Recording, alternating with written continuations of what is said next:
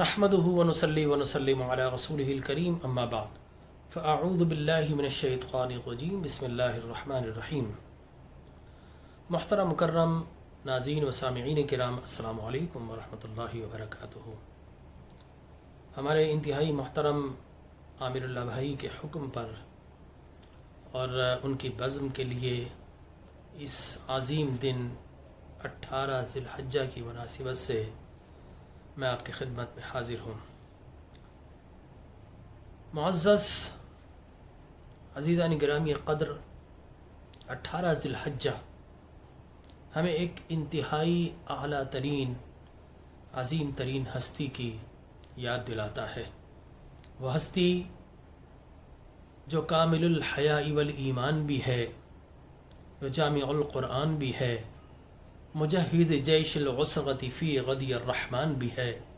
وہ ہستی جو پے کرے صدق و صفا بھی ہے، پے کرے علم و عطا بھی ہے، پے کرے تسلیم و رضا بھی ہے، پے کرے صدق و وفا بھی ہے، پے کرے داستان عشق بھی ہے، اور پے کرے شرم و حیا بھی ہے۔ یقیناً ایسی ہستی کو جب ہم ان ناموں سے یاد کرتے ہیں تو ذہن میں ایک نام ابھرتا ہے، حضرت سیدنا عثمان ابن عفان رضی اللہ تعالی عنہ و ارضہ۔ ناظرین کرام، حضور اکرم تاجدار کائنات صلی اللہ علیہ وسلم کے بے شمار جانثار صحابہ کرام رضوان اللہ تعالی علیہم اجمعین، لیکن ان میں ایک انتہائی اعلیٰ ترین اور عرفہ ترین مقام حضرت عثمان غنی رضی اللہ تعالی عنہ کا نظر آتا ہے۔ ایمان لانے میں آپ چوتھے شخص ہیں۔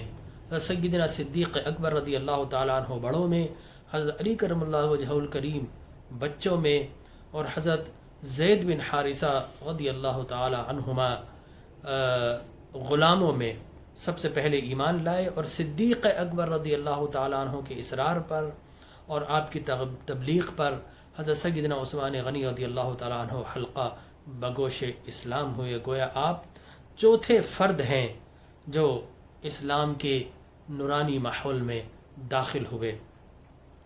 آپ کی بے شمار صفات ہیں، مختصر وقت میں بلکہ ہماری زندگیاں گزر جائیں آپ کے اوصاف کا احاطہ نہیں کیا جا سکتا، لیکن سب سے پہلے آپ کا جو عشق رسول ہے، عشق محمد عربی صلی اللہ علیہ وسلم ہے، میں اس کو بیان کرنا چاہوں گا۔ موقع صلح حدیبیہ کا، 1400-1500 جانثار صحابہ کرام رضوان اللہ تعالی علیہم اجمعین حضور اکرم تاجدار کائنات صلی اللہ علیہ وسلم کے ساتھ عمرہ کے لیے کعبۃ اللہ کے اندر جانے کے لیے مصر ہیں، لیکن کفار مکہ و قریش مکہ آپ کو روک لیتے ہیں۔ سفارت کاری ہوتی ہے اور سفارت رسول، سفیر رسول حضرت عثمان غنی رضی اللہ تعالیٰ عنہ مقرر ہوتے ہیں۔ آپ جاتے ہیں مکہ المکرمہ، اور پھر آپ کے نیگوسیشنز ہوتی ہیں، مذاکرات ہوتے ہیں۔ کفاری کہتے ہیں کہ ہم رسول مکرم صلی اللہ علیہ وسلم اور ان کے اصحاب کو اس مرتبہ عمرہ نہیں کرنے دیں گے، لیکن اے عثمان، تم آ گئے ہو، حالت احرام میں بھی ہو، شریعت کا تقاضا بھی ہے، تم جا کر طواف کر لو، عمرہ مکمل کر لو، جاؤ۔ عثمان غنی رضی اللہ تعالی عنہ کو شریعت کہہ رہی تھی جاؤ عثمان، عمرہ کر لو، حالت احرام میں ہو، سامنے کعبۃ اللہ موجود ہے، کئی سال گزر گئے، کعبہ کو دیکھا نہیں تھا، جی بھر کر طواف نہیں کیا تھا، سارے تقاضے موجود تھے، عقل کہہ رہی تھی عثمان جاؤ طواف کر لو، لیکن عشق کہہ رہا تھا کہ عثمان طواف نہ کرنا۔ اور پھر عثمان غنی رضی اللہ تعالیٰ عنہ بکار اٹھتے ہیں، ما کنت افعل حتی یطوف به رسول اللہ، کہ خدا کی قسم عثمان اس وقت تک طواف نہیں کرے گا جب تک کہ عثمان کے آقا محمد مصطفیٰ صلی اللہ علیہ وسلم پہلے طواف نہیں کر لیتے۔ اللہ اکبر! اگر حضرت عثمان غنی اس روز طواف کر لیتے تو میں سب سے یہ کہتا پھرتا کہ نہیں بھائی، نیکی پہلے ہے، عمل پہلے ہے، عشق بعد میں ہے، لیکن عثمان غنی رضی اللہ تعالیٰ عنہ نے بتا دی کہ نہیں، عشق مصطفیٰ سب سے مقدم ہے، اس کے بعد اعمال تو حضور کی اداؤں سے خراج لے کر، حضور کی اداؤں سے مستعار لے کر پھر اعمال بنتے، حضور کی اداؤں سے مس ہونے کے بعد اعمال بنتے ہیں۔ لہذا عثمان غنی رضی اللہ تعالیٰ عنہ نے طواف سے انکار کر دیا اور پکار اٹھے کہ یقیناً وہ اور پروانے جو ہوتے ہیں کعبہ پہ نثار، شمع ایک تو ہے کہ خود کعبہ بھی ہے پروانہ تیرا۔ تو عثمان غنی رضی اللہ تعالیٰ عنہ اپنی جان سے، مال سے، اپنے دام سے، درہم سے، قدم سے، سخن سے حضور اکرم صلی اللہ علیہ وسلم کے جانثاروں میں ایک نہایت اعلیٰ مقام رکھتے ہیں۔ اور پھر جب سخاوت کی بات آئے تو چاہے وہ لشکر کو ہتھیاروں سے سجانا ہو، چاہے وہ مسجد نبوی کی توسیع ہو، چاہے وہ کنویں مسلمانوں کو وقف کرنا ہو، عثمان غنی چاہے قدم مصطفیٰ پر اپنے مال کو قربان کرنا ہو، حضرت عثمان غنی اس دوڑ میں سب سے آگے نظر آتے ہیں، سب سے انتہائی اعلیٰ مقام آپ کا نظر آتے ہیں۔ تبھی تو تاریخ میں آج بھی یہ الفاظ گونج رہے ہیں کہ ما ضر عثمان ما عمل بعد اليوم، کہ عثمان آج کے بعد کچھ بھی کرے عثمان کو کوئی نقصان نہیں ہے، کوئی ضرر نہیں ہے۔ کہ جیش العسرہ غزوہ تبوک کے موقع پر حضرت عثمان غنی نے اتنا مال لٹایا کہ پیغمبر کی زبان سے ایسے الفاظ ادا ہوئے کہ قیامت تک کے لیے وہ بار بار گونجتے رہیں گے کہ عثمان کتنی بڑی بات ہے، یہ سرٹیفکیٹ ہے، یہ سند ہے، اور یہ گارنٹی رسول مکرم دے رہے ہیں۔ وہ گارنٹی وہی دے سکتا ہے جس کے پاس اختیار ہو۔ حضور نے فرمایا عثمان آج کے بعد تم کچھ بھی کرتے رہو، اللہ تمہیں کوئی نقصان نہیں دے گا، تمہاری کوئی گرفت نہیں ہوگی۔ وہ عثمان غنی تھے کہ مرتے دم تک کوئی ایسا عمل نہیں کیا جو کہ یقینی طور پر خلاف اسلام ہو، لیکن رسول اللہ صلی اللہ علیہ وسلم نے کتنا پیارا، وہ کتنی بڑی سند انہیں عطا فرمائی۔ چنانچہ ایک موقع تھا، اور ناظرین کرام حضور اکرم تاجدار کائنات صلی اللہ علیہ وسلم کے پاس سب کچھ تھا، لیکن ایک چیز نہیں تھی، اور وہ کیا تھی؟ وہ نا تھی۔ جی ہاں، سرکار کے پاس نا نہیں ہے، اور کیسے نہ ہو۔ وَأَمَّا السَّائِلَ فَلَا تَنْهَرْ، قرآن نے کہہ دے نبی کوئی سائل، کوئی منگتا، کوئی بھکاری آ جائے تو انکار نہ کرنا۔ وَوَجَدَكَ ضَالًّا فَوَجَدَكَ عَائِلًا فَأَغْنَىٰ، اے نبی ہم نے آپ کو غنی کر دیا ہے، ہم نے آپ کو دینے میں کمی نہیں کی، اب غلاموں پر نچھاور کرنے میں کمی نہ کیجیے گا۔ لہٰذا حضور کے پاس ایک شخص آ گیا، کہا یا رسول اللہ کچھ دیجیے۔ حضور نے کہا عثمان کے پاس چلے جاؤ۔ عثمان غنی رضی اللہ تعالیٰ عنہ کے پاس گئے تو وہ اپنے خادم سے، اپنے خدام سے کہہ رہے ہیں کہ تم نے یہ تیل جلانے کے لیے جو بتی ہے کاٹن کی، اسے موٹا کر دیا، اب یہ زیادہ تیل کھائے گی اور کاٹن بھی زیادہ استعمال ہو گیا، اگر پتلا کرتے تو 2 بتی بن جاتی، تیل بھی کم کھاتی۔ اس شخص نے کہا کہ جو کاٹن کی بتی پر اس طرح اپنے غلاموں سے کہہ رہا ہے، اپنے خدام سے، ملازمین سے، کیا دے گا؟ واپس چلا گیا حضور کے پاس۔ حضور نے کہا نہیں، جاؤ دوبارہ عثمان کے پاس۔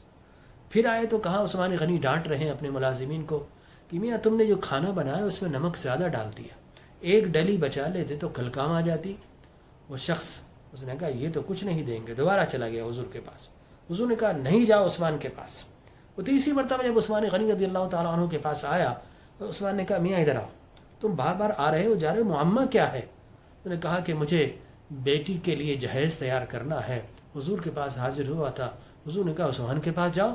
جیسے ہی نبی مکرم کا نام سنا، حضرت عثمان غنی اسے گودام میں لے گئے اور کہا کہ میاں جتنا لے جا سکتے ہو لے جاؤ۔ وہ شخص بڑا حیران ہوا کہ اے عثمان، ابھی تو تم ملازمین کو ڈانٹ رہے تھے، بتی پر ڈانٹ رہے ہو، نمک بڑھنے میں ڈانٹ رہے ہو، اور مجھے کہہ رہے ہو سب کچھ لے جاؤ۔ عثمان غنی مسکراتے اور کہتے کہ میاں یہ مال میرا نہیں ہے، میں تو محافظ ہوں، حفاظت کر رہا ہوں، میں بھی نبی کا ہوں، میرا مال بھی میرے مصطفیٰ کا ہے۔ اللہ اکبر، یہ سخاوت تھی، یہ جود و سخا تھا، اپنا سب کچھ رسول مکرم صلی اللہ علیہ وسلم پر قربان کر دیا کرتے تھے۔ عثمان غنی رضی اللہ تعالیٰ عنہ کہ عشق رسول کی بے شمار مثالیں ہیں، وقت نہیں ہے۔ اور پھر حیا کا معاملہ آئے تو آپ نے فرمایا اشد امتی حیاء عثمان ابن عفان، میری امت میں سب سے زیادہ حیا والا اگر کوئی ہے تو میرا عثمان سب سے بڑھ کر حیا والا ہے۔ یہی وجہ ہے کہ ناظرین کرام حضور اکرم تاجدار کائنات صلی اللہ علیہ وسلم اپنی صاحبزادی، آپ کی 4 صاحبزادیاں حضرت فاطمہ الزہرا سلام اللہ علیہا، حضرت ام کلثوم، حضرت رقیہ، تو حضرت رقیہ حضرت عثمان غنی کے عقد میں آ جاتی ہیں، آپ کا نکاح کر دیا جاتا ہے۔ بدر کے موقع پر ان کا انتقال ہو جاتا ہے۔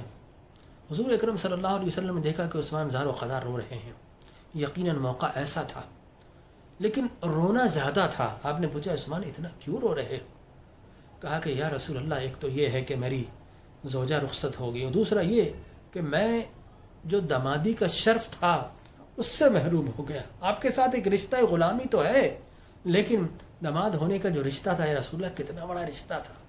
اللہ اکبر! رسول اللہ کے داماد حضرت علی کرم اللہ وجہہ الکریم کے حصے میں فاطمہ الزہرا سلام اللہ علیہ آئی، لیکن عثمان غنی رضی اللہ تعالی عنہ حضرت رقیہ کا انتقال ہوا تو حضور نے فرمایا کہ اے عثمان، تم محروم نہیں ہوئے۔ یہ جبرائیل کھڑے ہیں اور کہہ رہے ہیں کہ اللہ نے حکم دیا ہے کہ اے نبی، اپنی دوسری بیٹی عثمان کی نکاح میں دے دو۔ حضرت عثمان غنی رضی اللہ تعالیٰ عنہ کے حصے میں دو نور آ گئے۔ حضرت علی کرم اللہ وجہ الکریم کی بڑی شان، لیکن ایک نور آیا۔ عثمان غنی رضی اللہ تعالیٰ عنہ کے حصے میں دو نور آئے۔ اس لیے بریلی کے تاجدار پکار اٹھے کہ نور کی سرکار سے پایا دوشالہ نور کا، او مبارک تم کو ذوالنورین جوڑا نور کا، اور تیری نسل پاک میں ہے بچہ بچہ نور کا، تو ہے عین نور، تیرا سب گھرانہ نور کا۔ عثمان غنی رضی اللہ تعالیٰ عنہ کو ذوالنورین کا لقب ملا، اور مولا کائنات حضرت علی کرم اللہ وجہ الکریم فرماتے ہیں عثمان، بلکہ لوگوں سے کہتے ہیں کہ عثمان کو آسمانوں میں ذوالنورین کے لقب سے، اس اعزاز سے پکارا جاتا ہے۔ تو معلوم ذوالنورین کا جو لقب آیا ہے حضرت علی کرم اللہ وجہ الکریم نے بتایا ہے۔ لہذا عثمان غنی رضی اللہ تعالیٰ، حضور نے فرمایا اے عثمان، جب آپ کی دوسری زوجہ محترمہ ام کلثوم کے انتقال ہو گیا، حضور کی دوسری صاحبزادی عثمان غنی کی دوسری زوجہ محترمہ، حضور نے فرمایا اے عثمان، اگر میری 100 بیٹیاں ہوتی تو یہ کہ بعد دیگرے اگر انتقال ہوتا رہتا تو میں اپنی 100 بیٹیوں سے تمہارا نکاح کرتا۔ یہ اعزاز، یہ تکریم، یہ عزت، یہ شرف، یہ علو حضرت عثمان غنی رضی اللہ تعالیٰ عنہ کو ملا۔ اور پھر حضرت عثمان غنی رضی اللہ تعالیٰ عنہ کی بڑی بے شمار صفات ہیں، وقت بہت کم ہے، لیکن ایک آپ عظیم فاتح بھی بنے۔ آذربائیجان، آرمینیا، الجزائر، مراکش، طرابلس، کسکر، بلخ، نیشاپور، سجستان، کابل، قبرص، اور پھر اس کے بعد قسطنطنیہ سے متصل علاقہ مردور، تبرستان اور بلوچستان تک کے علاقے سارے حضرت عثمان غنی رضی اللہ تعالیٰ عنہ کے دور میں فتح ہوئے۔ 12 سال تک آپ حکومت کرتے رہے، اور پھر ایک وقت آیا، حج کا موقع تھا، 35 ہجری، اور بہت سارے لوگ حاجیوں کی صورت میں آئے، جن میں خارجی سب سے بڑھ کر، پھر مجوسی اور یہودی، ان سب نے مل کر عثمان غنی رضی اللہ تعالیٰ عنہ کے دولت قدے کا محاصرہ کر لیا۔ 40 دن تک محاصرہ ہوتا رہا۔ آپ کی فوج موجود تھی، لشکر موجود تھا، صحابہ اکرام موجود تھے، آپ کے بے شمار غلام موجود تھے، ان سب نے ہتھیار سجا لیے۔ عثمان غنی فرماتے ہیں کہ نہیں، جس نے آج اپنا ہتھیار جو سجا ہوا اتار دیا تو میں اسے آزاد کر دوں گا۔ اللہ اکبر! انہوں نے کہا کہ خون ریزی کے بعد اگر میں شہید ہوں تو یہ کیا اچھا ہے کہ خون ریزی کے بغیر مجھے درجہ شہادت مل جائے۔ حضور نے فرمایا تھا عثمان، یہ تمہیں خلافت کی قمیص پہنائی جا رہی ہے، اسے مت اتارنا۔ حضرت عثمان غنی نے نہیں اتاری، قرآن کی تلاوت کر رہے ہیں۔ جمعۃ المبارک کا دن ہے، 18 ذی الحجہ، عصر کا وقت ہے، قاتلین آئے، مفسدین آئے، ظالمین آئے، حضرت عثمان غنی کو شہید کر دیا۔ فَسَيَكْفِيكَهُمُ اللَّهُ، بے شک اللہ کافی ہے۔ ان آیات پر غالباً آپ تلاوت کر رہے تھے، آپ کا خون موجود ہے۔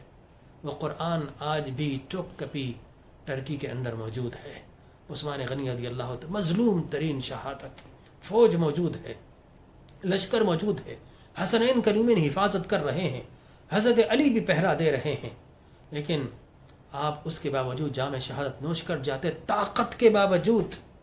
بدترین دہشت گردی ہمارے خلفاء میں سے حضرت عمر کو حالت نماز میں، حضرت علی کو حضرت نماز میں، حضرت عثمان غنی کو گھر میں گھس کر شہید کیا گیا، قتل کیا گیا، تو مسلمانوں کو تو سب سے زیادہ دہشت گردی کا سامنا کرنا پڑا۔ یقیناً یہ دہشت گردی مسلمانوں کا آغاز خون بہنا عثمان غنی رضی اللہ تعالیٰ عنہ کے زمانے سے ہوا تھا، اور وہ خون آج تک بہہ رہا ہے، اور وہ خون جو عثمان غنی کی شہادت سے شروع ہوا، یقینی طور پر وہ خون کا دریا کربلا کے اندر اپنے کمال پر پہنچا، اور آج تک مسلمان ایک دوسرے کو مار رہے ہیں۔ یہ شہادت عثمان غنی رضی اللہ تعالی عنہ کی یقینی طور پر یہ ہمارے لیے ایک عذاب کی صورت ہے، اگر وہ شہادت نہ ہوتی تو مسلمان متحد ہوتے. آج تقسیم در تقسیم ہے. بس آخر میں پیغام دینا چاہوں گا اپنے دوستوں کو، اپنے بچوں کو خاص طور پر، کہ میرے بچوں، یہ ہم بیٹ مین، یہ اسپائڈر مین، یہ آئرن مین، ہم نے ان کو اپنا اسٹار بنا لیا. یہ کرکٹر، یہ ناچنے گانے والے، یہ آج ہمارے اسٹار بن گئے، ستارے بن گئے. بڑی عجیب و غریب بات ہے. اللہ کے رسول نے تو کہا تھا اصحابک النجوم بأیہم اقتدیتم اہتدیتم، میرے صحابہ ستاروں کی مانند تمہارے اسٹار ہیں. اگر تم ان کو فالو کرو گے تو اندھیرے ختم ہو جائیں گے، پستی اور تنزلی ختم ہو جائے گی، تمہاری ناخواندگی ختم ہو جائے گی، تمہاری پستی ختم ہو جائے گی، تم پھر سے عروج و کمال حاصل کر لو گے. لیکن ہم نے نہ جانے کس کس کو اپنا اسٹار بنا لیا، جو حقیقی اسٹار تھے ہم نے ان کو بھلا دیا. آج بھی اصحاب رسول کو اسٹار بنا لیجیے اپنا. بخدا جو ہمارے بڑے بڑے اسٹار تھے، انہوں نے جو فتوحات حاصل کی، جو علم و ہنر کی قندیلیں روشن کی، یقینی طور پر چار داغ عالم اگر آج علم سے منور ہیں تو انہی کا صدقہ ہے. اگر آج بھی ہم ان کو فالو کریں گے، علم میں بھی کمال حاصل کریں گے، سائنس میں بھی کمال حاصل کریں گے، ٹیکنالوجی میں بھی کمال حاصل کریں گے، انرجی میں بھی کمال حاصل کریں گے. دنیا کے اطراف و اکناف میں مسلمانوں کا چرچا ہوگا، مسلمانوں کا چہرہ ہوگا. لیکن کب؟ جب ہم اصحاب رسول کو اپنا اسٹار بنائیں گے. اور یقینی طور پر میں شکریہ ادا کرتا ہوں اپنے بھائی عامر اللہ صاحب کا، ان کے چینلز کا، اور میں دعا کرتا ہوں اللہ تبارک و تعالی ہمیں صحیح معنوں میں اصحاب رسول، اصحاب کبار اور اہل بیت اطہار، اور پھر رسول مکرم صلی اللہ علیہ وسلم، خاتم النبیین صلی اللہ علیہ وسلم، تاجدار ختم نبوت کے عشق کے ایسے جام پلائے کہ نسل در نسل ہم صحیح عقائد کے ساتھ اپنی زندگی گزارتے رہیں، اور ہر زمانے میں قرآن کو اور صاحب قرآن کو اپنا مقتدا بنا کر زمانے میں اوج و کمال حاصل کرتے رہیں. اپنے میزبان ڈاکٹر جمیل راٹھور کو اجازت دیجیے. اللہ حافظ و آخر دعوایا الحمدللہ رب العالمین.